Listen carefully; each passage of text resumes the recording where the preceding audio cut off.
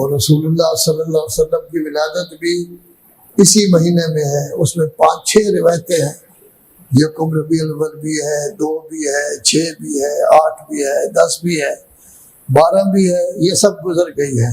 اب آپ کی رہ گئی ہے باقی 17۔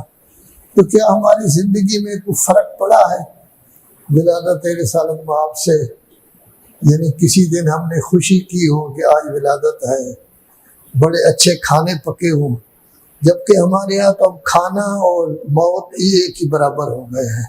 شادی ہو تب بھی 5-7 کھانے ہوتے ہیں، اور اگر بیچارہ ہمارے کو بزرگ چلا جائے، رونے والے رو رہے ہوتے ہیں، لیکن لوگوں کو کھانے چاہیے، ڈھیر سارے کھانے ہوتے ہیں۔ شادی اور موت کا کوئی فرق نہیں رہا اب، تو کیا کوئی خوشی منائی گئی ہے؟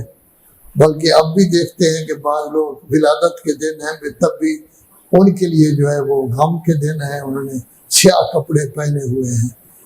تو گویا ہم رسالت مآب کو کس قدر مانتے ہیں، ہمارا تعلق رسالت مآب کے ساتھ کس قدر ہے؟